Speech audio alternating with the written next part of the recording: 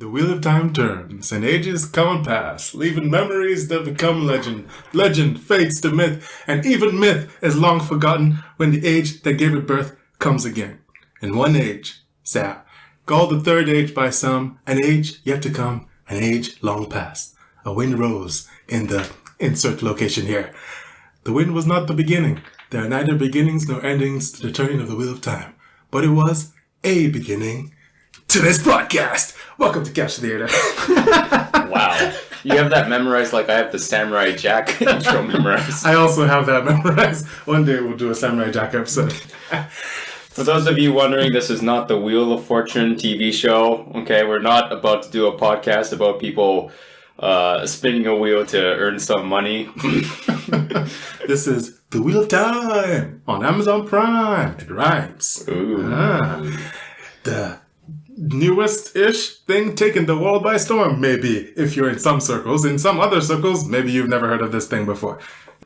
Either way, if you're listening to this episode, you've probably seen the show. If you haven't seen the show, you're free to be here, I guess, but we're gonna spoil everything, so you probably want to leave. Maybe they read the book and they're wondering if they should watch it. You should probably just watch the show. If you've read the books and you enjoyed the books, probably just watch the show.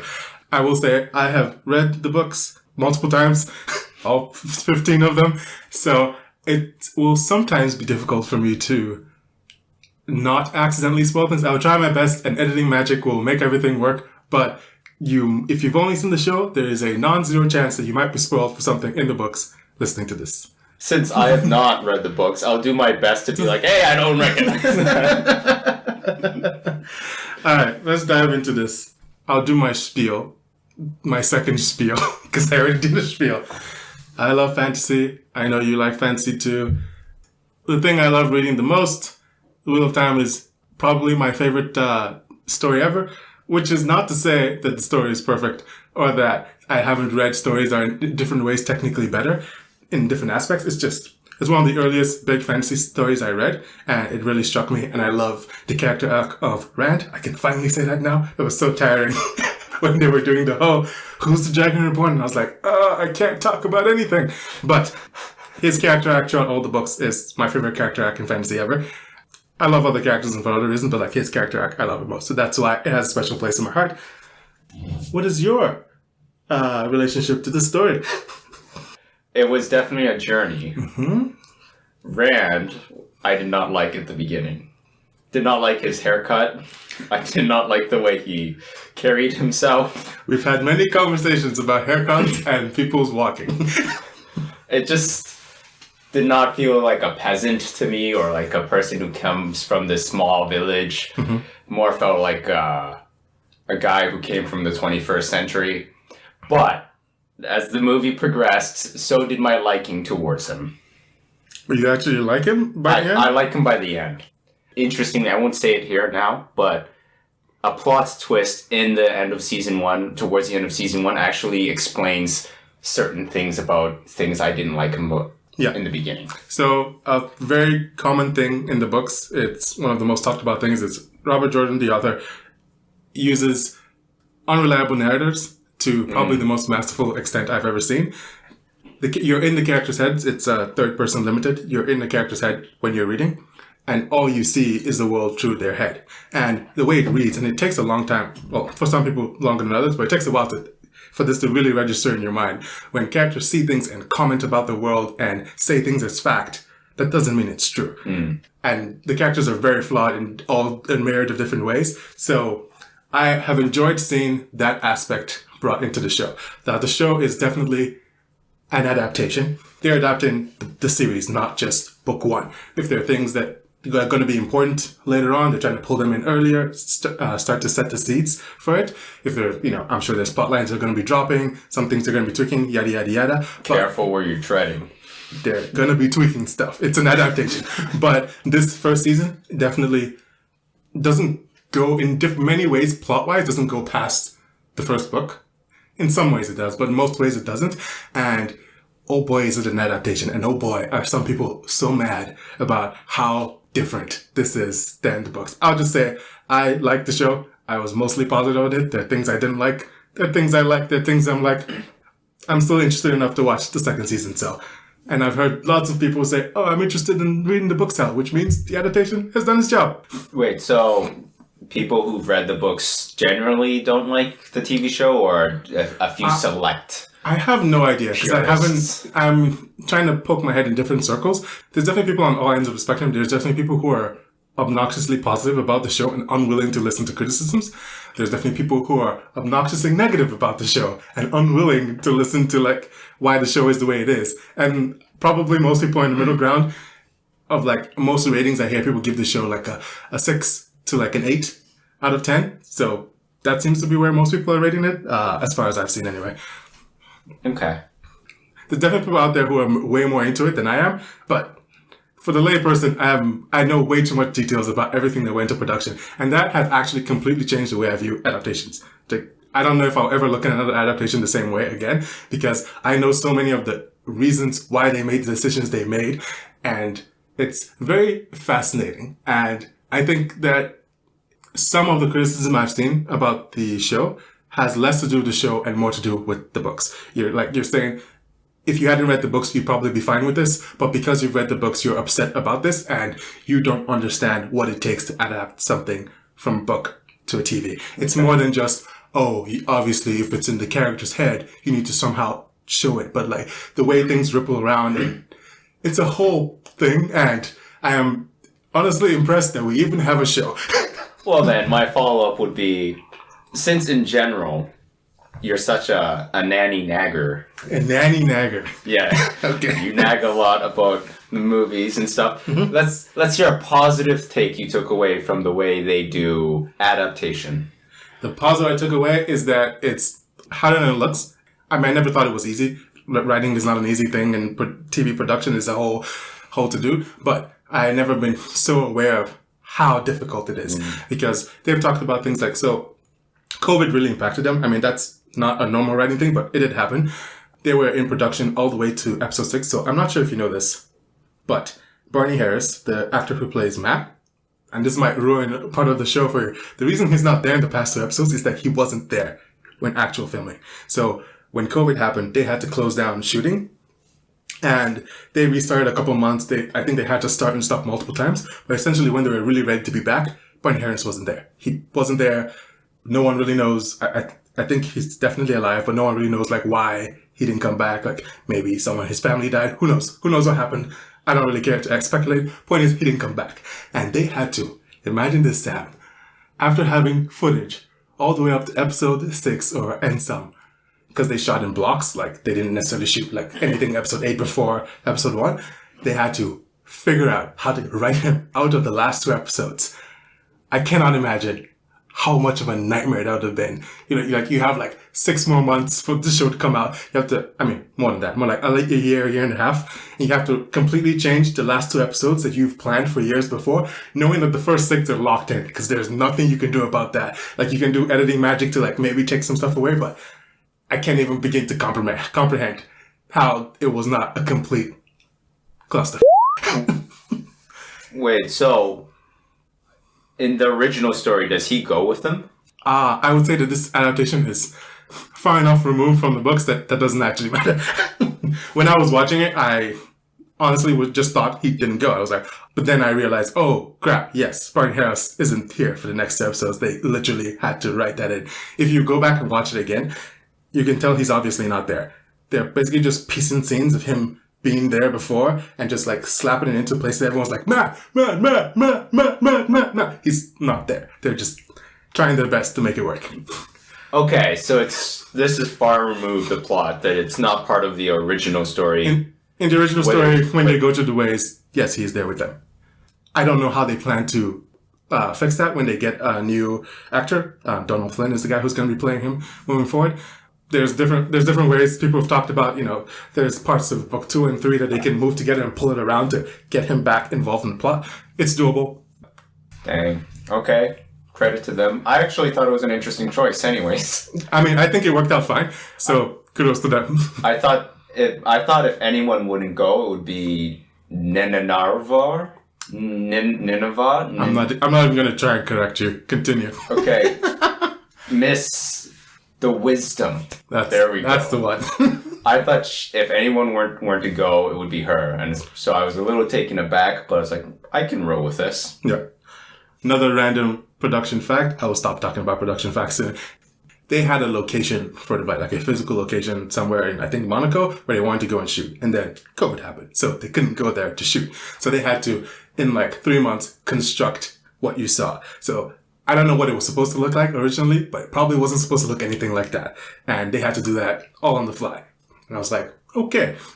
More noticeable is the battle. So they had planned to have a battle. People charging, fighting. They have the Trollocs. I don't know if you really saw this, but like the Trollocs in episode 1, to me, look amazing. And then in episode 8, the Trollocs show up and it's kind of like, man, it's dark. You know, there's some CGI and stuff, man. No one really knows what's happening here. Don't pay attention too much. Because they have like practical effects, like people in costume supposed to do this whole battle, and then COVID happens and they have none of them. They have none of these people to come back. So suddenly it's like, you have this battle in your script. What do? The battle's happening, but now it's CGI. Yay. And like, that doesn't make it easier. Like, just because they have money, they have to redirect funds they've already sunk into something over here. Like, they have to be paying people for COVID stuff. And also, it's like, even though they had like, what, 8-10 million per episode, which seems like a crazy amount of money. Like, how can anything look bad with that much money? It's like, yeah, actually money just disappears when stuff like this is happening. Yeah. When you realize like Endgame is like, I don't know. Yeah. I think it was like 200 million or something. It really makes you like realize that movies, like movie production value versus TV show production value, even something as great as Game of Thrones, like movie production value is on a whole, like an order of magnitude more than that stuff. So the reason why I thought there was barely any fight in the last episode was the same reason like Game of Thrones did not really have a fight at the end of season 1 or like the episode before, right? Yeah. Right. They just didn't have the budget for it. So I assumed it was like, okay, we're going to make Tyrion fall asleep, you know, knock out, then come back out and the fight is over. And I was like, I thought this was a similar thing. This is, if season 1 passes, does well, season 2, they'll have more budget and we'll see an actual fight scenes in the future. Yeah, pretty much. Yeah.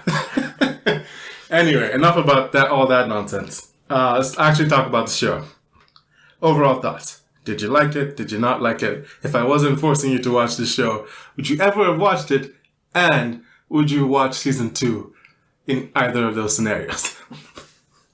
I would definitely watch season 2 now. Okay. I wouldn't have made it past episode 1 or 2. Okay. If it weren't for you, I would not have made it past those ones. I'd probably move on to another TV show. But because you like it so much and I trust you, since I've talked to you for probably, over 50 hours about storytelling and movies and all this stuff, I trusted you and I went further. And turns out as the turning point, I think, for me was the 5th Dragon Reborn. When they had that guy come up, I was like, okay, this is an interesting twist that I like. And also, we're not just going to focus on the 4 characters. There's actually these other side characters that I'm more interested in, right? I like Lan. I like Moiraine a lot. Mm-hmm. These other characters, and they're actually going to focus on these characters, so I'm bought in now. Okay. Rosamund Pike is definitely killing it. I don't know why, but I was concerned that, they got a high profile, A-listed actor. An A-list actor, and I thought, is she just going to show up and kind of just phone it in? I was a little bit worried about that, and then when I saw her, I was like, okay, no, she's actually playing this role and trying to own it, so that's good. I'm sort of on the same page with you. So for me, it was sort of like an arc. I thought the second episode I wasn't really feeling it. Everything was much better for me on rewatch. Fun fact, I watched all of these episodes more than once because the first time I almost always hated it. And then I had to go and watch it again and divorce myself from the book. Because the first time I'm watching it and I know what the book is, and basically all I can see is what's not happening. And it's annoying me. And then actually knowing what happened in the episode, I go back and watch it again and just appreciate the episode for what it's trying to do and be like, that was much better. That was actually a good episode of television if I stop expecting it to be something else. But the first 2 episodes I thought were and paced, especially the first episode, paced very weirdly. Episode 3, I really enjoyed. I thought they were starting to settle in. Episode 4 was good. Episode 5, though I thought it was an interesting choice to focus that much on the storyline they did on the guy committing suicide. I still thought it worked and it was interesting. Episode 6, I loved. Episode 7 was kind of my favorite. 6 and 7, one of those is my favorite. And then episode 8 for me was a steep drop off. I didn't like episode 8 as much. I mean, it's not like I hated the episode or anything. There's parts of it I like. So I like the confrontation he has with the Dark One. I like all of that. I thought it was very interesting. The parts I didn't like were the battle, which obviously they had budgetary issues, but at the end of the day, I still have to judge the show for what the show is doing. So the battle was kind of whatever, and I thought it didn't make a lot of sense that they have this, this fortification and this choke point, and then all they do is shoot crossbows out of it. I'm like, first of all, not crossbows. Use a bow and arrow because crossbows are notoriously short range and have really long reload times. Secondly, you can pour some tar and oil or something. Do anything for this defense to make it just not worth firing a child. Because it doesn't make any sense as a defensive measure as far as I'm concerned. I didn't know you were a tactical strategist. I am not. And maybe I said something right there that was wrong, but it just seemed like it felt kind of season 8 of Game of Thrones where they were doing their whole defense of the city, and the entire time I'm thinking, there's so much else you could have done. It feels like you didn't really try to protect the city. Oh, why did you mention that episode? We'll move on quickly from that. You hurt me. The strategy in that... it's a good point, though. Strategy definitely, like, for fantasy and for war movies, like, you have to have good written characters, but you also actually have to have some actual good strategy, right? Yeah. Well, depending on the kind of fantasy, like, we can hand wave some things away and say, okay, I don't care too much, as long as it looks fun or everything. But that was one of the things where I'm like, why are they just shooting crossbows? I feel like you could be doing more things. And again, I have no idea. Maybe they planned to do more and just couldn't because time constraints, COVID, budget, whatever. But still, they didn't, and I thought it was disappointing. I also thought, I did not like the fake out deaths. I thought there were too many fake out deaths in this entire show. And I don't know how I feel about this, so I'll just throw it out there. I feel like sometimes the show might have been valuing style and flashiness over substance. I'll hear what you think about that, because things like that, the fake out there in the end where, Nynaeve is burnt out or whatever, and then Egwene gets sad, cries on her and heals her, I guess. Why did that need to happen? If we're not killing this character off, and you're definitely not killing this character off as far as I'm concerned, because she has way more things to do before this story is over. So why did we even go there? Why did we even bother? Right? And maybe future seasons will make this make perfect sense and it'll be great. But for now, I'm just like, you knew what the outcome was going to be, yet you did this stupid thing anyway. And you just let me annoyed for no reason. Similarly, to a lesser extent in episode 4, when everyone gets cut with shrapnel or whatever, and then Nynaeve just does an AoE mass heal or something, and it's like, okay, like, again, kind of a cool moment, but like, are we not losing some of like the stakes when people can just bring people back from the dead without even trying? Yeah, so let's talk about episode 4 or 1. When I saw them all die, I was like, if this is actually true, this changes the story in so many ways, and I was going to be so interested. And then AoE healing, like you said, and I was like, I don't like this, but I can still buy into it that there's still a revelation, right? There's a revelation that she's super powerful. Okay, I guess the story's going to tell me how powerful is she? Like, this is a hint of it. Mm-hmm. The last one really annoyed me, though, because she is the most infuriating character out of the whole set of characters, I think. Mm-hmm. So when she died, I was like, you did well. You did well. You had a fine death. And I'm ready to see you go. You're ready to go. Yeah, I won't be annoyed with you if you die right here. And then... Yeah. Nynaeve is my second favorite character in the entire books. I love the actress Zoe Robins' representation of Nynaeve, because when people are like, I hate Nynaeve, I'm like, yeah, I hate Nynaeve a lot too. But she's one of my favorite characters, just because I remember reading these books when I first started, and I remember talking to my friend about it, and I was like, I was greatly annoyed by a lot of the women in the books, because they... You can't say that. Because of the way they were written. They were written into very weird, like, tropes. And they almost always, like, fit that trope. And as the books go on, they grow out of it. But initially, they all fit this kind of, except, like, Moraine and a couple, but a lot of our core characters fit this kind of mold. And are often just obnoxious. And I was very annoyed by them. And Nynaeve is very antagonistic. She's an antagonistic person. Like, she's extremely stubborn. She carries her personality, and she just, like, smacks everyone around and bullies people. Like, she's not a very nice person a lot of the time. And it made me really frustrated with her character. But then I don't even know what it is. And I get to like the end of the book and I'm like, oh my God, this is one of my favorite characters. And like rereading the books now, like every time she does stuff, I'm just like, oh, Nynaeve, you're just being yourself. Like, it's just like this fondness. I'm just like, oh, why are you doing that? But just love to see you be yourself. Great to hear that she's not going to change. It was odd for me to watch her because she's the most infuriating character, but at the same time I'm like, if I was a character in this show, that's me. Again, going back to the books, this is one of the things that the author wanted to do. He wanted to say, if you've ever read the first book, even watching the show, it draws a lot from Lord of the Rings. Like, you can see the inspirations for some of that. And one of his core ideas was, hey, if you go to like a country bumpkin people and say, hey, you're the guy, you're the one who's destined to save the world, and be like, come along with me, they'll probably be like, yeah, no, thank you.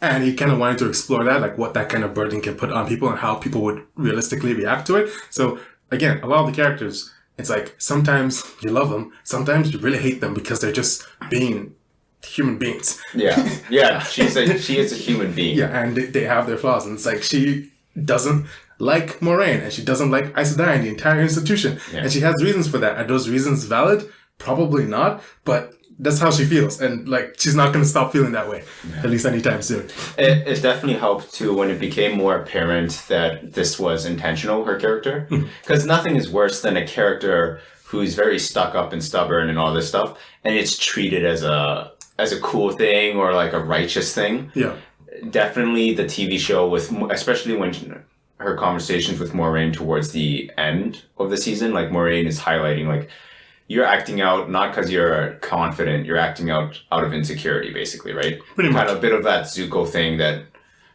Iroh's wise words. Iroh has a lot of wise words. Pride is not the opposite of humility or something, but its source or something like that. Interesting. Right.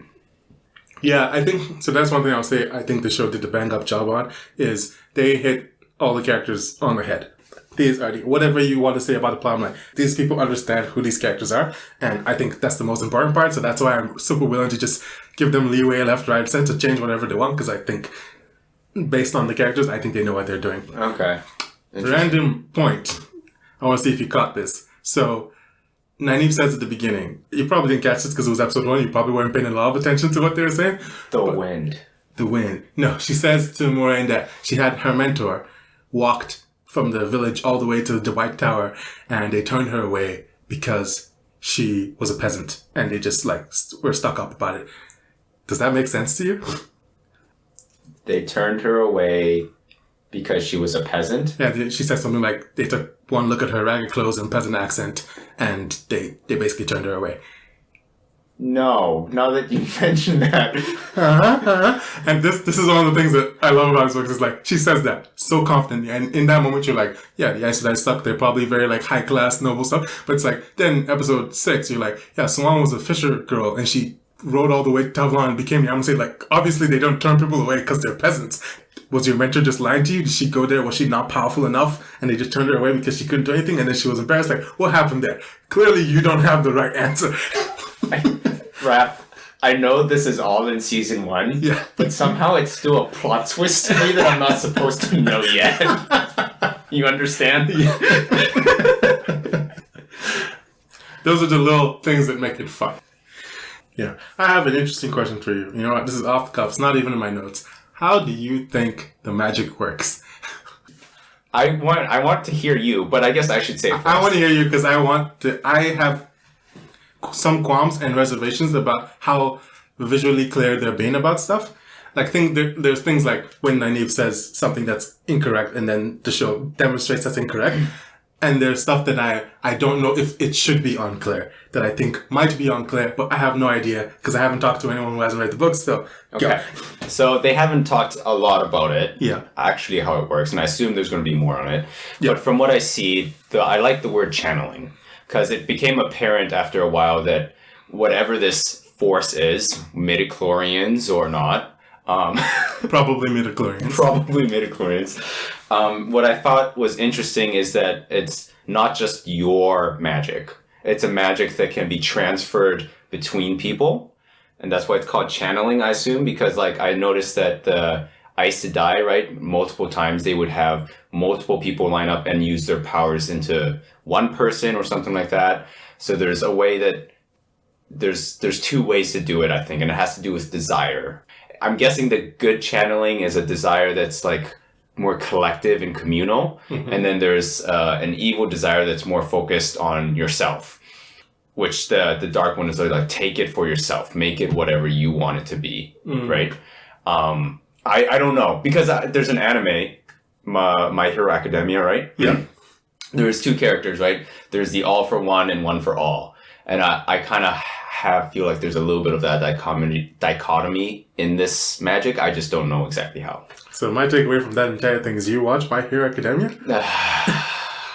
I watched a couple of seasons. If you got to all for one and one for all, you watch a lot of seasons. Get off my back. I mean, how was I? So that's very interesting. So how do you think the madness thing plays into that? They say men go mad. Like, what do you think the reasons for that are? That I have no theories for. No. Obviously, it's been corrupted somehow, and I do think desire plays into this somehow. I just haven't pieced it together yet. I don't think there's enough info for me yet. I don't know. Interesting. That is very amusing. You gotta tell me more. I'm trying to figure out what I can say that isn't this book, because I don't want to just say, not even a spoiler. I don't think explaining how the magic works in the books is a spoiler. It's just background lore that, I mean, you will understand it over time. But the very interesting thing about the show is I don't necessarily know what's correct, because I know what's correct in the books. But that might not be what the show does. They might change things and modify things in certain ways. So me just about actually works like this in the books might just be confusing even more. What has sometimes happened is I have just enough information or just enough rope to hang myself, basically. I know just enough about the world that when I see things on the show and I'm trying to sync up how that works in the books, I'm just like, well, this doesn't work. This doesn't make any sense. And I start getting confused. And then like 30 minutes later, the show says something. I'm like, oh, that's what they're going with. And it's different from the books. That's fine. So I'm trying to figure out what... You can give me a grade. A grade? So there's channeling, and there's a good way and a bad way to channel it.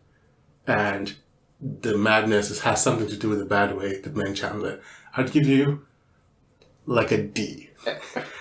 If I was just judging, like, how do you understand real-time magic? That's like a D. Hey, hold on. I use the keyword desire. Yes. That's to D. Are you trying to make me drop you to an F? And I mentioned communal versus... Yeah, so that's the thing that happened. It's called linking. As they said multiple times, they're linking. Okay, this is the point where I will explain it, mostly. So if someone doesn't want to know, probably skip like a minute. There's siding, there's sidar. So what is corrupted is siding, and that's what the men are drawing from. Because that's what, when the former dragon tried to do whatever he did, obviously he was a man, he was using Saidin, he tried to do some stuff, whatever he did, whatever, it's corrupted now, is the point. And that's why, you see Logame, he starts channeling, it comes out, and it looks clear, right? Like the women's, and then the low black thing follows, because it's corrupted. The women's is not corrupted. The men's is. So it has really nothing to do with how you're thinking about channeling, it's just the source you're channeling from is corrupted. But... They explain that in the TV show, though. They do. But that wasn't in your explanation. Fine. I think I deserve a D. And, I mean, the intent matters only as much as, what do I intend to do with any weapon, right? It's magic. You can wield it. Whatever you decide to do with it is up to you. I don't know if the show will go into this, and it's probably very irrelevant actually, but the way they describe like accessing the source is very like meditative. Like, so people try to get into like a calm state of mind, surrender or focus or whatever to actually access it. So it's like you have to get in a particular state of mind to access it, but then once you access it, you have it and you go do the things. Okay, so intent is just a way to use it. It's not the source of it. Yeah. Okay. Want to jump into characters now? Sure. Yes. Absolutely. Exactly. All right. We're going to start with Rand since you seem to have had the greatest arc with him on enjoyment. So give me the 2-minute spiel of why you hated him at the beginning, the 2-minute spiel of why you liked him by the end, and whatever else you have. Yeah, I don't really need to explain why I hate him. I think that's very obvious. So I'll just move to... No. The way he portrayed himself is he portrayed himself in the beginning as almost like he is the bomb. Okay. A little bit, like the way he walked, the mannerisms, and I felt like, wait, hold on, aren't you like this peasant from the small town who's just like maybe like a hunter or something? Like, you seem like a chill. It seems like the writing or the actions you're doing are like, I'm a fairly, chill person, not big scope person, but you walk around as if you have bigger things on your mind. Mm-hmm. Anyhow. It makes sense. I hated it at first, the kind of way he carried himself, but I realized in the plot twist with the dark wind or something in the ways. The black wind? The black wind, not the dark wind. The black wind in the ways. When they reveal what he was told, it was like he knew the whole time, right? He just didn't want to accept it, right? But he kind of knew the whole time that he was kind of special and, had this kind of stuff going on. So I thought that was cool. And then the way that he still, loved his girlfriend. Egwene, and... You can give them nicknames. How he loved Eggy. And who's the tall guy? Tall Beast Boy. Perrin. Yeah, Beast Boy. Beast Boy. And Matt. Yeah, and the way he cared for Matt and all these things. Like, I saw that, despite all he was struggling, he was actually a good friend still. So... I thought he was more interesting, and his choice to go off with Moiraine was an excellent choice, I think. Okay. Yeah. I already know the character, so mostly I was trying to see how is Yosha, that's the actor, played his character, and I think he did a swell job. In terms of, how he carries himself, yes, some of that is explained by the end when you're like, oh, he's been grappling with the fact that his dad is not his dad, and there's a very good chance he's a Dragon Reborn, this entire time, and that's been weighing on his mind. But I also think they're two rivers folk, and they think a lot of themselves. Mm-hmm. You see how Nynaeve walks around, just like it being bossy or argumentative with everyone. This is just kind of how they are. Some people have a stick up their butt, and some people think a lot of themselves, and it's fine.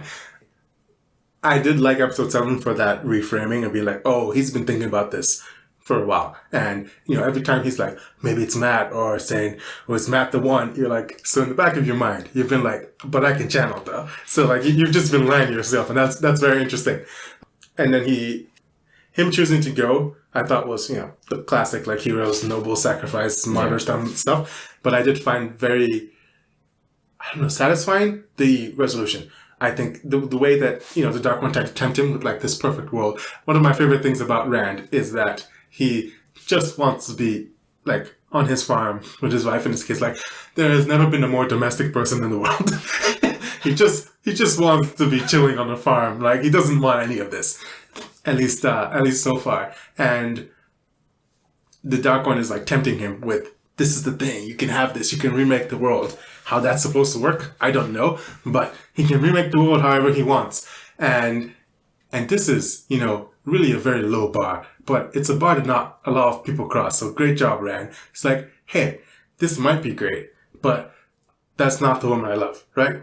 She's been saying this entire time. She wanted to be a wisdom, and she wanted to be after that. She's clearly an ambitious person who wants to go. So this person who is just fine staying here, having a kid with me, this is not the right person. I'm wow, way to recognize our agency, man. Good job.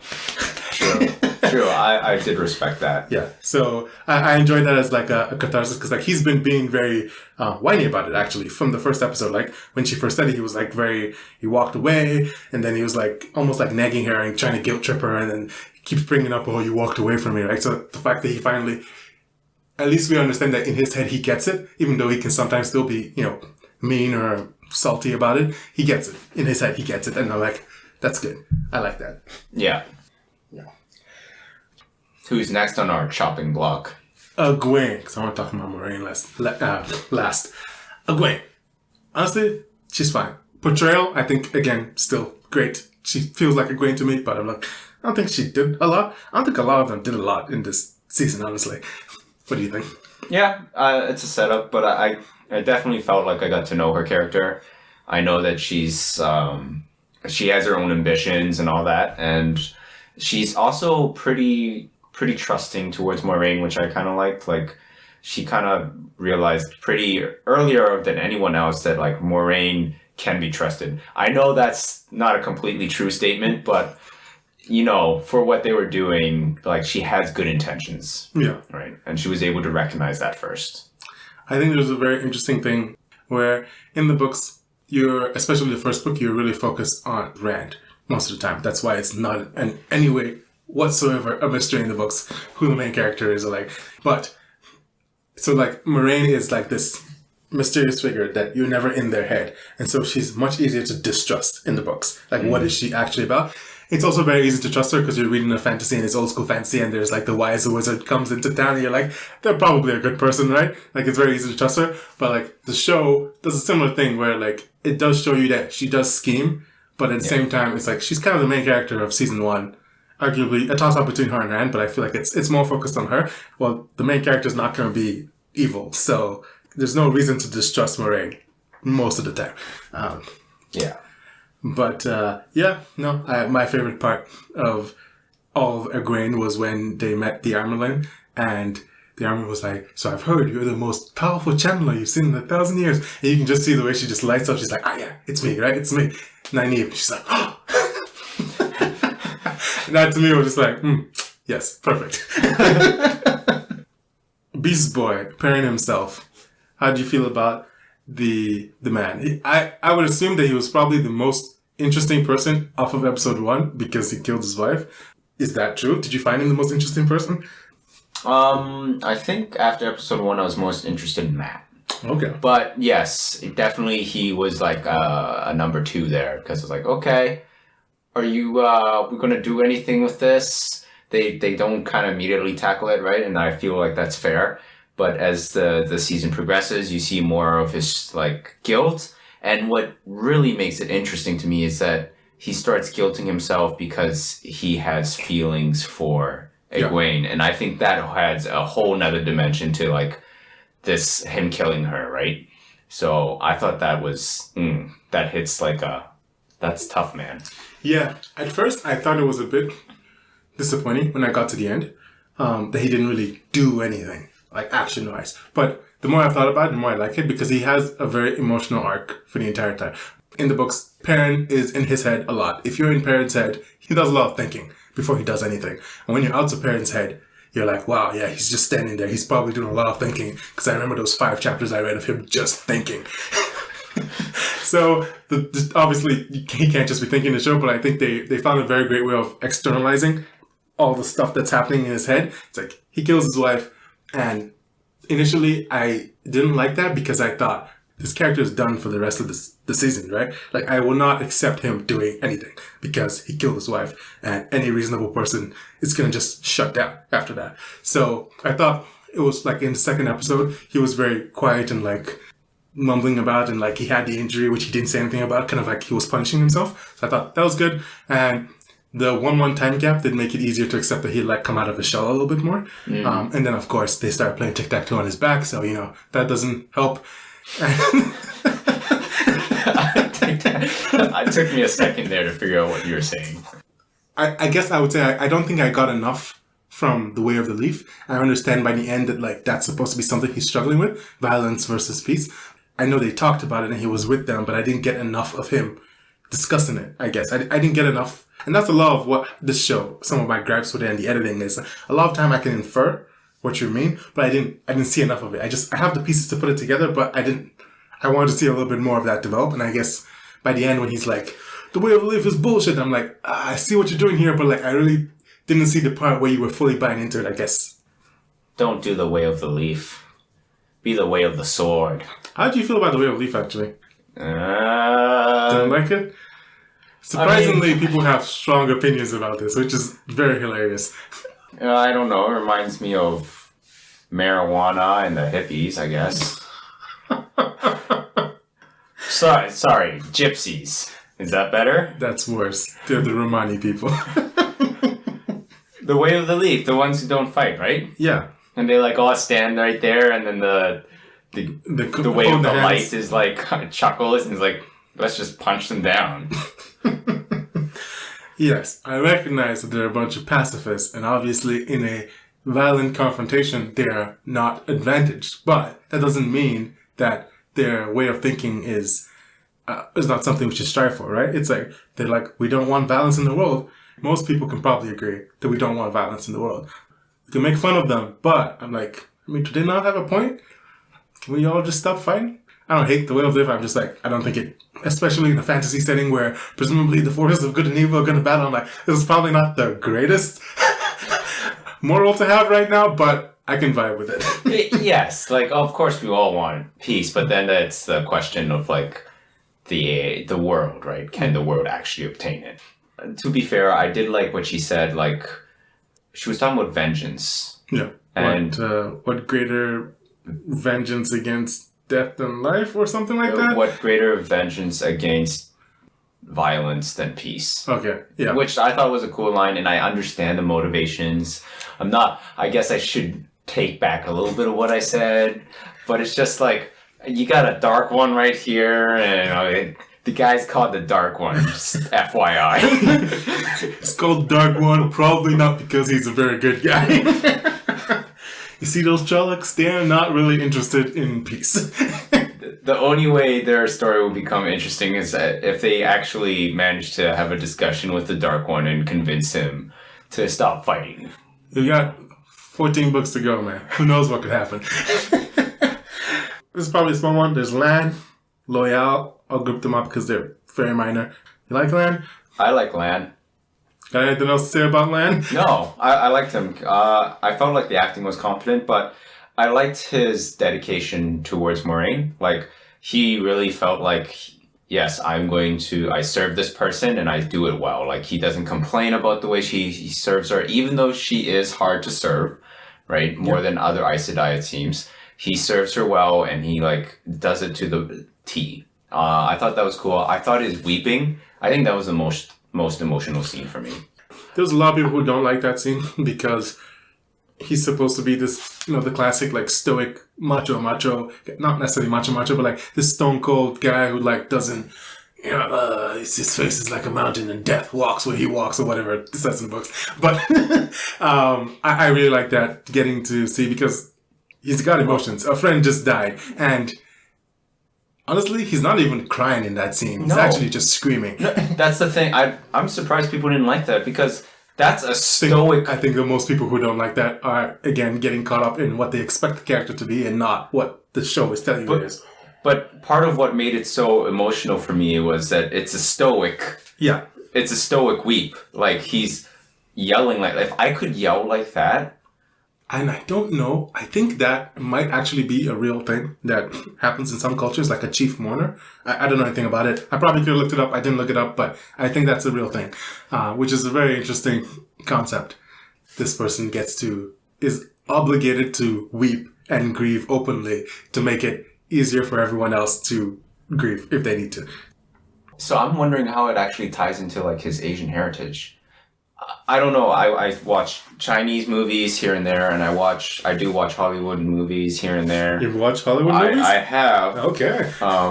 Even just talking to people who come from an Asian culture, the voice is a little bit lower and deeper generally, and I can see how, like, an Asian voice can hit the tone that he was hitting, and I have a little harder time seeing, like, Robert Downey Jr. or Chris Evans or, any other, like, American actor hitting that tone that he had. I could be wrong. How'd you feel about his romance with Wisdom? My least favorite character in the book. In the show, yeah. Sorry, yes. I can't get ahead of myself. Yeah. I was happy to see her die. Sorry. Not happy. I was content. Okay. You were like, this is good. You can stop now. Her alive just means Lan is... Okay. Loyal. Who's L'Oreal? Is the talkie guy, the book guy, the not human guy. The ogre? Ogier? The Ogier, yep. I liked how they had ogre. I thought he would look a little bit more like Shrek. Yeah, that one is definitely a budget thing. Like, where was his swamp? But other than that, it was fine. Where was his swamp? He's not an ogre. He's an Ogier. Isn't that, like, similar? No, obviously not. Tell me, with your fantasy wisdom, what's the difference? One has an eye in it, the other doesn't. Yeah, I thought he looked Like, he looked whatever. I got used to it after an episode, but like I don't think that's how anyone expected Loyal to look. But it's again one of those things where like I would have just purely hated it. I still don't necessarily like it, but I understand the reasoning behind it, because if we did a lot of CGI on this guy, that would be very expensive. Would you rather we did a lot of CGI on this guy and then he barely showed up, or we did less CGI on this guy and he could show up more often? So what did you expect him to be? I'm just interested. More like I can look up like fan art of it and just show you, like, they have like really long ears and is the hair curly? That's what I noticed. the hair curly is not a thing that's really ever mentioned as far as I recall in the books. Like, they have like bushy eyebrows and stuff like that. He's too short. He should be like 8-9 feet tall kind of thing. Again, these are things that it doesn't really matter. As long as he feels like Loyal, he is the character, then it's fine. Okay, Yeah. fair enough. Hopefully there's no important plot line where he was 8 feet tall and So therefore he could reach the shelf. I'm sure they'll figure out a way around that if there is. How'd you feel about Leandrin and Fane? Who? Leandrin, that's the red sister. Braids, strong cheekbones. Yeah. That one? Yeah. And then Pat and Fane, the peddler. Swaggerlicious. The fifth Dragon Reborn? No, the peddler. The guy. Oh! Yeah. I don't have much thought on him yet. It was a pleasant surprise. Did you see him in episode 5? No. He was in Tarvalon. So they were playing this weird Where's Waldo thing with him. So the first episode, when he shows up, there's like this whistling. He's whistling when he shows up. And then that whistling pops up again in episode 2, I think. When Matt's sleeping, there's that whistling sound. And then Matt wakes up and goes and grabs the dagger, which makes you wonder, was he there? And then episode 5, you hear that whistling again. And when the boys are entering the inn for the first time, he's literally center in frame. I cannot believe I missed it the first time. He's literally center in frame, just standing there. But because you're probably focused on other things, like the boys walking in, he's just there, standing at a doorway. Which tavern? When they show up in Tarvalon, like they go to an inn, right? To the White Tower? Town? Tarvalon. Tarvalon is the White Tower town? Tarvalon, however you want to pronounce it. Tarvalon, yeah. The White Tower is the White Tower. Okay. Tarvalon is the city there. When they show up there, they go to an inn.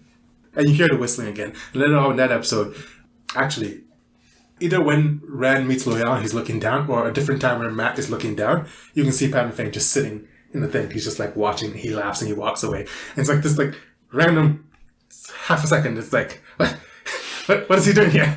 I do like me some Where's Waldo in my movies. Yeah. And then in the Ways, you probably noticed that one in episode 7, when, obviously you definitely saw when he walked out of the Ways. Oh, that was him. Yeah, he walked out. But also, while they were in the Ways, when the Trollocs showed up and all that and they start running, there's like this flash of light. First of all, you hear the whistling, and that's when Egwene wakes up again, right? And then Trolloc shows up, yada yada, all the stuff that happens and they start running. And there's like a flash of lightning or whatever, and he's standing there. And it's like, what is happening? Why is he just popping up in random places? What is he doing? Interesting. Yeah. I think I like that. Yeah. I'll have to rewatch. Who was the other character? The Red Eye Sedai woman? I like her. She had a little bit more to do than show up in the background. She's by the law. She represents that justice by the sword kind of character, I think. I wouldn't even say she's by the law, because she's definitely skirting the law, right? Okay. It's justice by the sword. Justice by whatever I say justice is. Which is the sword. The sword, right? She seems more prone to use violence to solve a problem, right? Yeah. I thought she was interesting. I think she's a good counterpart to Moraine. Yeah, I thought she's very easy to hate. Immediately did not like her. Really? I have context from the books, but like, I think they're doing a great job. She's like, you can see where she's coming from though. Like, she has a point. I just don't like the way she goes about anything. I don't like how aggressive she is about gentling people. It seems a little bit aggressive. They're in the tower and then she just freaking throws Moraine under the bus. I'm just like, it's not cool. That's not cool, Andrew. That's not cool. And she's poking her nose and everything. Hate's a strong word. I guess I definitely don't like her. I'm wary of like her, like what her motives are and like what her, like what she's planning, like what she would do. Yeah, she has a point. She seems to have some morals behind what she's thinking. And I think she does. I think why it's not annoying to me, like those actions, is I think she has a certain authoritative point. Like, she is an Aes Sedai, she is part of the Red, whatever that means, but I kind of understand that there's a duty that she has to kind of do certain things. They're basically the magic police. Yeah. And I mean, if Moiraine's going around doing stuff you don't know about, like, I can see holding a person accountable, even if it's in slightly not cool ways. It's, Nynaeve. I've already said what I had to say about her. Didn't like her. Well, She's me. she's you? Expound on that. How is she you? Because I don't see it. I think she's like overtly aggressive in the way she speaks, antagonizing to people. Like, she will push people with her comments for like a low comeback at best, to be honest. Like, Moiraine says like, "Oh, you're the strongest in 1,000 years" or something. She's like, "Your standards are low," and I'm like, what a low comeback. The amount of like little self-worth you have or dignity you have, like, to just do that. That's sadly me. I'll go for low blows just because I'm antagonizing or I feel threatened or I'm insecure about something, you know. Okay. But then I'll try to pass it off as confidence or try to pass it off as pride, you know. That I feel like that's her. This description does not sound like you, but if you feel that's yourself, then that's fine. Is it? Is it fine? I don't know. This isn't a therapy podcast. Today, we're going to be unpacking my teenage years. Okay. Yeah, I like Nynaeve. I don't really have much to say about it. Matt. Oh, we're still not at Moiraine. Yeah, she's the next one. Oh, no, she's not the next one. Matt. Matt's an idiot, but... Yes. But I think he still has character. Like, I see how much he cares for his family, and he feels a bit slimy. He also looks a little bit like... I mean, some of that's probably the corruption that was happening to him. Even before the corruption, a little bit. Like, I noticed before. Come on. No. But I think that adds to his character, is what I'm saying. Yeah. So, it fits his character, and I thought him leaving or not joining them was an interesting choice. Mm-hmm. It would be cool if he turns out to be one of the four, and he ends up being bad. One of the four? You know, like, he's one of the four main characters, right, from the village. Five. Yeah. Yeah. As much as you would like to kill off Nynaeve, she's part of that. Fine. As one of the five. Now it's Power Rangers. It'd be cool if he's one of the... Fun fact, Zoe Robbins in Power Rangers. No way. Yeah, I don't know which one, but she was in Power Rangers. I'm guessing yellow. Anyhow, it would be cool to see if he becomes a bad guy. Okay. I think that would make an interesting story. It would. Yeah, I liked his characterization. You clearly see that he's a conflicted person. Like, he's obviously got a good heart, right? Like, he's trying to care for his sisters and all that stuff. But yeah, there's definitely, like, he's got an edge, I guess. And I find that interesting. Did you feel like his character, like, did you notice when he picked up the dagger, did you feel like his character was changing? Or is that something that didn't really, like, obviously, when he starts, evil stuff starts coming out of him. Obviously, stuff is happening there. But, like, in episode 3, did you feel like he was a little bit different or anything like that? Yeah, I thought he was just an idiot. I mean, yes, he is. And a little bit lazy, which I think he is, right? Like, he will do anything to get something done, but he will always choose the easiest path, I guess. The path of least resistance. Yeah, so, like, he doesn't want to shovel poop, mm-hmm. but if he can, you know, I don't know, be a waiter, right? And have some fun with his waiting skills, then... Yeah. It's definitely one of those things where I felt when he was picking up the dagger, I was like, this is one of those moments where you realize that these characters don't realize they're in a fantasy story. Because there has never been a more evil-looking dagger in the world. That clearly evil, corrupted dagger is clearly evil and corrupted. Please put that down. Also, Moiraine said, Lan said, don't touch anything. Nothing. Guys, surely a dagger is not something to touch. I love when, like, Moiraine's like, you foolish, stupid boy. Just... You fool of a toque. Yeah, he's definitely got a. Which one? Mary or Pippin? Who's the Pippin? Pippin? Yeah, he's got Just Pippin less vibe. charming than Pippin. Okay, Logain. That's the false dragon. Thoughts about him? Do you like him? You like Alvaro Morte? I liked him. They introduced him quickly. He comes as this like, I am the one, and has a bit of a like Jesus to him. Yeah, he's got a Jesus vibe. He's got flowing robes. He's got the hair. And so I like that he was like a false prophet, or I guess that's my term, false dragon. Yeah. And that like that he was what's the word? Gentled. I was gonna say gentrified. I don't know why. Him basically like pushing on the armament seat. What? The armament seat. The armament seat. Good enough. The armadillo seat. Yep. I liked how he was basically doing that so that he could just die. Yeah. I think, that was good portrayal of, like... Because the one power is like ecstasy, honestly. You get it, and it feels great, and then if you get cut off from it, like, you just spiral into depression and apparently just cannot live anymore. So... Side note. Yeah. So now you understand why Electro in Spider-Man, when he got all that power was like ecstasy. So like, that's why he was bad. It was literally changing the way he was. The one part doesn't change you as a person, but losing it can be. Who's ecstasy? Back on track. But I did enjoy, like, in the cold open, when he's taking over the city and whatever, that he's clearly insane to some degree because he's got little dark things talking to him, but he's not beholden to that, right? Like, he's still in control of himself. True, Because they were telling him, you can't trust anyone, kill everyone, and he's like, I'm not going to do that. I'm going to heal you. So, at the very least, whatever you think about it, I think that he believes he is. And honestly, why would he not? He's a guy, he can channel, he's powerful, and he's like, maybe I'm the Dragon Reborn. And he goes around and starts doing Dragon Reborn stuff, and he's like, oh, how else am I supposed to know if I'm the guy or not? That's true. I'd say what I liked about him was his agency, like you mentioned. Agency would be the key term, because, like, he wasn't just like, oh, I'm completely corrupted now, I'm going to do whatever I want.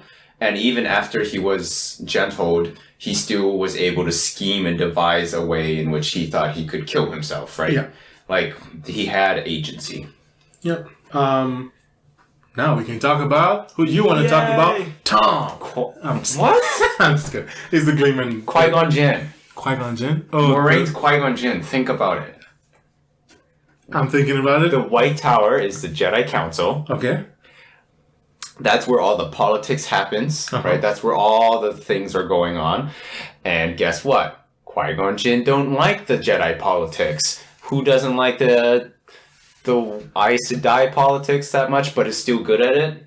Moraine. So she goes off on her venture to find the Chosen One. Who stumbles upon the Chosen One? Qui-Gon Jinn. Okay.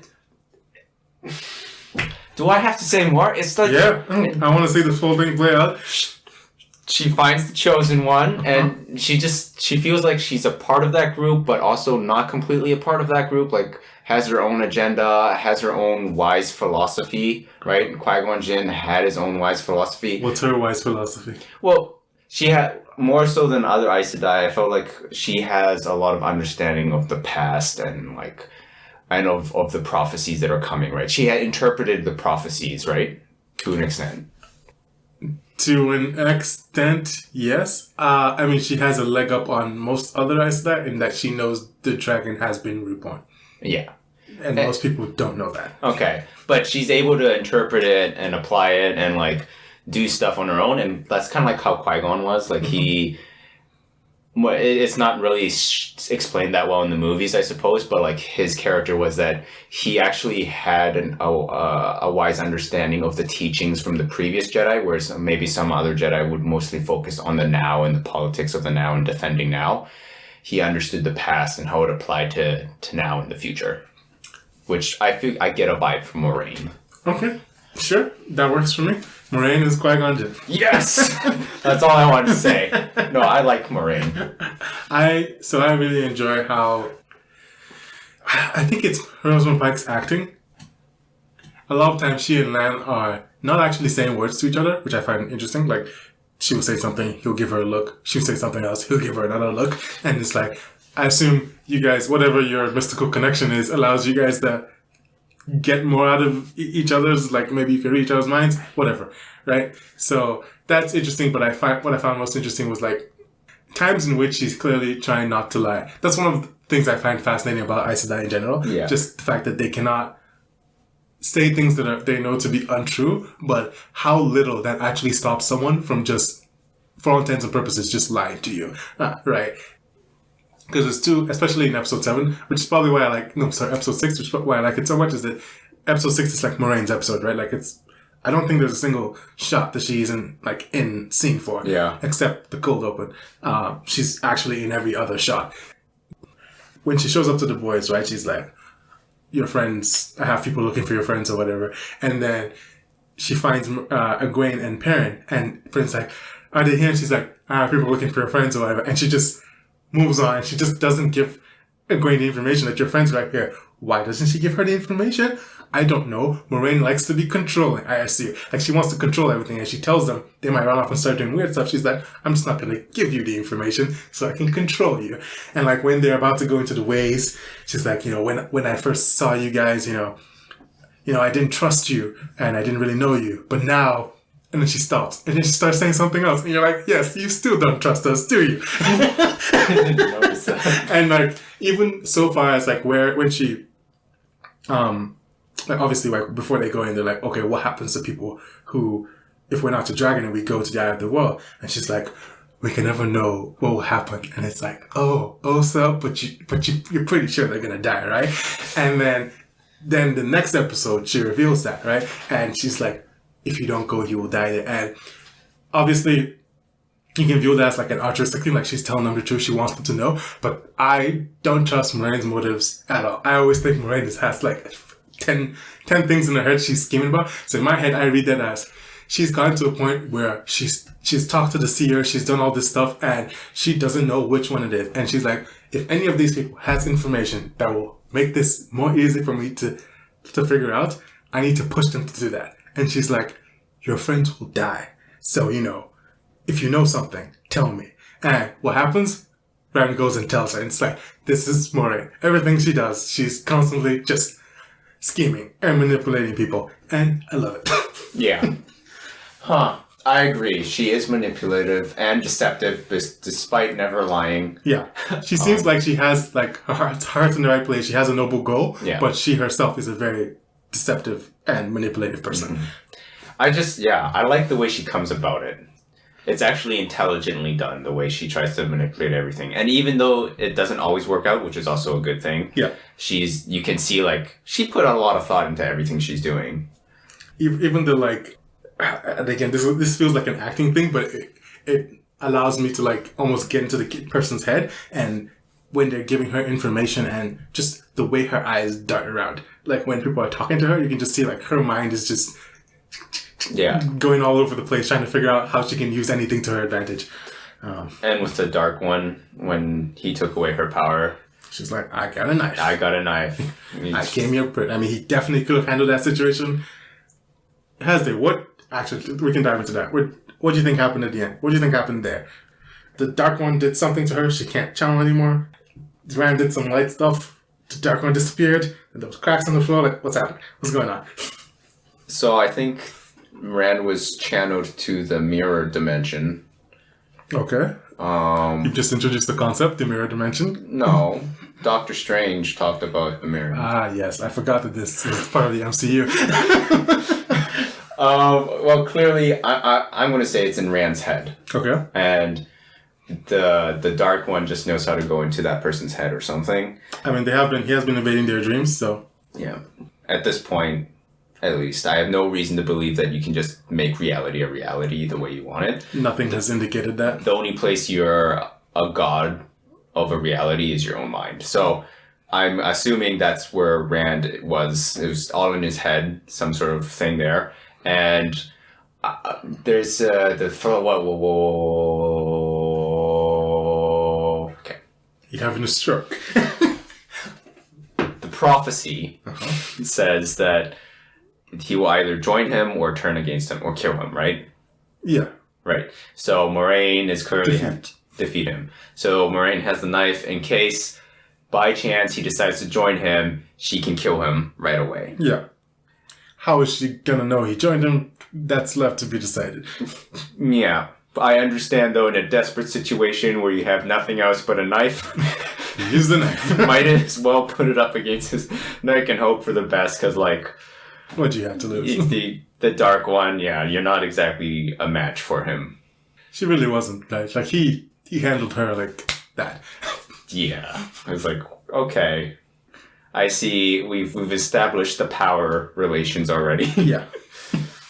I thought, and I'm speculating. It's weird for me to speculate because I have same thing. So I think watching that, things I know visually happen on screen and where information was there, my speculation. Rand. And this is partly also because, I know there's going to be more seasons. So obviously this conflict isn't done. Oh, right. Yeah. So when Rand does the whole magic poof, actually, you don't even need to freeze frame. Just watch the guy's face. He's kind of smirking the entire time. He's smirking in his entire conversation with Rand. And then when he's getting blasted away, he's kind of still smirking the way I saw it. I was like, I don't think anything that anyone thinks is happening right now is happening right now. And then Rand does this big magic whatever, and then the ground cracks. And what did they say about the Iron World? That's where the Dark One is sealed or whatever. And they're standing on this thing, and the ground cracks, and I'm like, did you just let the Dark One out? Because it feels like you just let the Dark One out. That's what it feels like to me. Oh, darn it. Yeah. So, that hold the phone. Okay, I thought this was like a Voldemort thing. Maybe. I don't know what they're going to do with it, but based on what I'm like, I don't think you accomplished anything here that was good. Well, more like Voldemort, in the first movie or in the first book, he's defeated, but, he's still somewheres, lingering somewheres, right? Yeah. I thought that was kind of something like that. I did not realize that just meant that maybe he opened the portal in which he was sealed. Because that's not we had a small victory today. Yeah. That's... Because, again, great thing about the books and the show, when you take a step back to look at what's happening, these people are scrambling because they don't know what's happening, right? Why are they going to the Eye of the World? Because Swan was like, I have been having dreams for the past couple of months, and I think the Dark One is weak. Why do you think that means anything, right? The Dark One has been invading these kids' dreams. Has he been invading your dream and putting stuff in there? I don't know. And then they just, haul off and shuffle up to the Eye of the World, and then Moraine just, yeets the dragon at the Dark One's like, go, do something. I don't know what you need to do, just do it. Just put him back away for 3,000 years. It's like, okay, how? What do I need to do? And then he shows up there and he goes, magic. And I was like, I don't think you guys accomplished anything that I'm pretty sure you guys are being played right now. It's such a silly name, the Dark One. But I do like the character. 30 years ago, man, this is what fantasy was. That's true. But I do like the character. Yeah. It does feel like there's flesh to him. Ha ha ha ha. Dark flesh. Compared to a giant eye in the sky. Sauron, who had no flesh. Yeah. And then there's, of course, the amazing ending where those people in the boat show up and they're like, well, that little girl, we do not like that girl, and we will kill that girl. I assume it's some Khaleesi. Clearly, it's invaders. Fun, it's actually kind of hinted at. And it's a lot of these things that, again, as a book watcher, I can pick it up quicker. I can see when they're laying the foundation, but I start to wonder, is anyone actually picking this up? Any regular, the casual person who's just, on their phone half the time watching the show. It's are they picking up any of this foreshadowing? Because I feel like they're doing a lot of quite subtle things. Did you remember when the head blue person was like, ships has been disappearing off the western shore or something like that? Who? Exactly. So when episode 6, when Moraine's in the... Oh, yeah. She's in the bath and they were like, she's like, a nice as I sang to Terran Ferry. Obviously that was Moraine. And she's like, ships have been disappearing off the west coast. And then when they swap, it's the far western shore. So probably it's these people who've been making the ships disappear. Khaleesi has shown up with her Dothraki on their ships. They got on the ships finally. And she has dragons. The dragons are giant waves of water. Any other thoughts? Ooh. What do you think about the pregnant woman fighting? That was amazing. Like, I was definitely taken aback, and I was like, this is not real life. This is a TV show that I'm watching right now.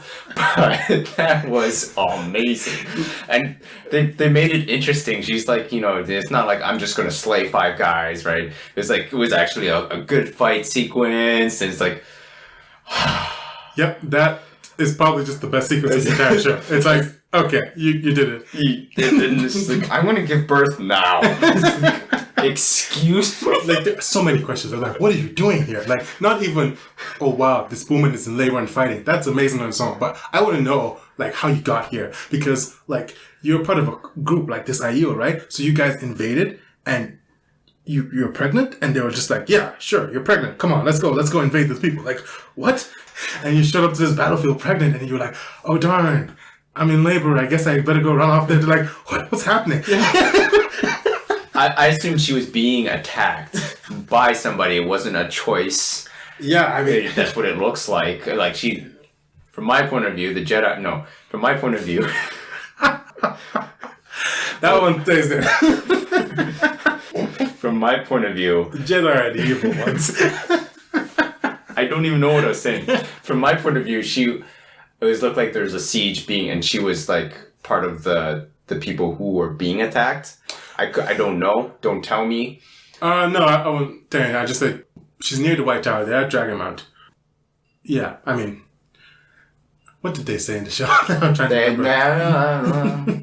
From my point of view, there's you don't have enough information yet, and there's you missed the hints that they gave you. You've mentioned so many things that I've just flew over my head. Clearly, there's a lot of Waldos in this TV show. I need to watch it again. I mean, yeah, but like also, I'm going to go on a little personal mini rant. I find it annoying that TV shows are being made that don't require my attention. You know, when I sit down to watch a show, I'm watching a show. It's a thing I'm doing right now. I'm not on my phone. I'm not having a conversation with you on my phone. So I do not necessarily like it when people are constantly talking to me when I'm watching something. And so basically when a show drops some hint or something, okay, I picked up the hint because I was paying attention. But like, that's not how most people watch shows, if we're being honest here. So when they do stuff like that, and there's a lot of that kind of stuff, at least that I'm seeing, I start thinking, well, they're just going to bring it up again, right? When it's more important, right? Or are they not? And it's going to be awkward, or is that anyone going to care? Like, I start to wonder, like, about just how you do these kind of things and how you make sure that your audience is following what's happening, but you're not just like, have this thing, because I mean there needs to be some buy-in from your audience, right? You have to be paying some attention to what's going on. Well, I remember like talking to certain people and they're saying like, don't watch too many TV shows, don't watch too many movies, right? Read more books. For sure, I should be reading more books than I actually do. No, it's true. I should be reading more than I do.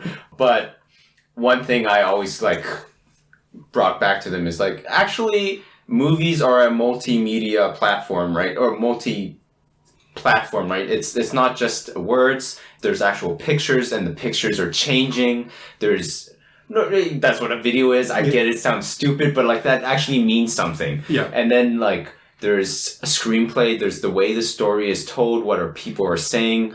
There's the foreshadowing. There's the music. There's the tones. There's all these things that come together. If you actually watch a movie the way you, Raph, watch it, it's an art form to be admired, and it's not a couch potato. Hence, we are couch theater, because we're high and mighty. Obviously, watching television is more passive than reading a book, because when you're reading a book, you actively have to be reading, obviously. But watching TV doesn't have to be as passive an activity as people make it out to be, because you can definitely be engaging with the material. Is there anything else you wanted to talk about? We can wrap this up, because I could talk about Wheel of Time forever. So let's stop. Do you have any predictions, though, for what might happen in season 2? I'm hoping Matt goes evil. Okay. Well, you're hoping, but are you expecting it to? Well, it's too early to tell, right? Because, they clearly show that the tension between the good and evil between him. I'm going to need a little bit more info than I picked up a knife and that's my tension right now. We'll see. I suspect these people from the other land will have new information about stuff and that changes the game a bit. Okay. The Game of Thrones. Oh. Crossover? No, I expect Perrin to turn into a werewolf. Okay. Yeah, we didn't talk about his wolf stuff actually, but yeah, you expect him to turn into a werewolf, so there we go. I expect a lot more exploration of the world. Okay. I feel like that's not really a prediction. I'm saying, but like they really just went from a small town to the White Tower, and we picked up the Way of the Leaf, sure. But I think there's a lot more of the world to explore, which I feel like Rand is going to kind of do a little bit because he's on his own. He did say he was going to go wandering off. Where to? Who knows? Yeah. I don't know how else you could do it, though. I did feel like the world was small. I mean, obviously they're traveling great distances and stuff like that, but like when they're in places everywhere, it feels small. And I don't know how else they could do it. Like they have a lot of spanning shots that make the place look big, but at the same time, I still feel like everything is small. I would like to see the world feel a little bit bigger and them go to different places. What is the thing you hated most about this show? Narnavar. Aardvark. And Rand's initial haircut. That will continue to make me laugh. What is the thing you like the most about this show? Rand and Momo. Qui-Gon Jinn. Qui-Gon Jinn. And I like the politics. Okay. Actually, I don't know what I hated the most. Oh, the things that annoy me the most are things that I see currently, could change, as inconsistencies or visual unclarity. That annoys me because, yes, I have a source material. Like, when you're being inconsistent, I'm like, you have a source material that's pretty well known for being pretty tight. Like, it's not perfect, obviously, nothing is, but like, it's pretty tight. Like, there's very little you cannot explain in the wheel of time. So when you start doing things that are inconsistent within your own, sure, like, you can change the rules, but like, be consistent. And sometimes it feels like they're being inconsistent. Time will tell, and that grates on me. And the visual clarity stuff, so there's two things. There's when Nynaeve dies and gets brought back, she doesn't die. Obviously, she's not dead. I know this, but do you know this? Do you feel like she was brought back from death, or do you feel like she was about to die and got healed?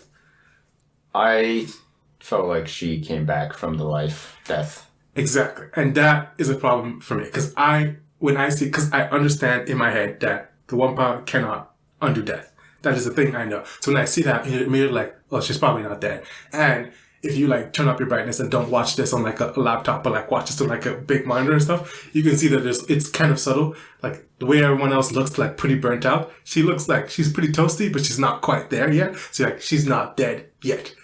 I understand this, but visually, even while watching it, I was like, she looks pretty dead. Like she looks like everyone else pretty dead. So like that is not a visual, not clear thing that I wish they would clean up some of that stuff. Because I thought the word I would have used is resurrected. Yeah. So that's wrong though. Yeah, she's just about to die and gets healed. Okay. And like things like, did you know that women cannot see when men are using the power? They can't see the man's power? They can't see it. They say it once in one line. Yeah. They're like, the women, I always know I can't see the weaves, but it feels different. But every time there's magic, you see the magic, right? And it's just like a weird inconsistency thing. Because then when Rand uses the magic, the first time with the door, they don't show it. So I'm like, okay, why didn't we see it then? Because there's only 2 times in the show that magic is used, and we don't see the magic. It's when first scene where Leandrine does the rock things. She's like, "Yeah, stop," and the rocks come crumbling down. It looks pretty sort of scenario. It actually looks pretty bad. Just the effects overall there. I assume that was one of those things that was added like the last minute. That creates an inconsistency. Yeah, and then Rand, when he busts down the door, we don't see it the first time, but then when he goes back into his flashback, we're like, oh, he was channeling. But I'm like, okay, so then do I just not trust that you're showing me information? Because it's one thing to say, well, you know, if you're sort of looking through quote unquote this person's eyes or this person's perspective, you can like sometimes see the magic and sometimes you can't, right? But it's another thing, I can always see it, but sometimes you just decide not to show me. So like, was there magic? Wasn't there magic? Stuff like that. It bugs me a little bit. But didn't Moraine thought that Egwene channeled in the ways? I think she did. But that means she saw it then. She did see Egwene channel, yes. I mean, so... But it was Rand who channeled. They both channeled. They both channeled. That's how I interpreted that saying. They both channeled. Like she panic channeled and he panic channeled more. I see. Okay. But also, I don't think Moraine was like looking at them, right? They all just woke up. Yeah. So little things like that, they bug me. And like maybe season 2 and 3 will come out and it'll all make perfect sense what they're trying to do. And I'll be like, oh, my worries were unfounded. But currently, they're grating on my nerves kind of thing. Anyway. I'm glad you enjoyed it overall. I'm on glad. Your second time around. I have never been so invested in wanting to like a thing so much. Like wanted to like this thing. They would have needed to do some really terrible things for me to hate this show. Yeah, but that's been done before. So I'm really glad that you actually enjoyed this. Anyway, what do we do at the end of these episodes? Thank you for listening. We appreciate your listenership. Please be sure to do all the things. The Spotify, the tunes, like, reviews, comments, yada, yada, yada, whatever. If you feel like just sending us money, you can do that. We have an email. You can just e-transfer us money. Just do it. Like, you can. That's the thing you can do. You can just give us money. So, that'd be pretty cool. If you want coupons, go to our sponsor today, www.fishing.com. They have great deals. All you have to do is put in your, details, like your credit card and stuff. They need that. Yeah, this is the Dark Friends Association fishing account. Yeah. Yeah. Again, www.fishing.com. That's a PH. Okay.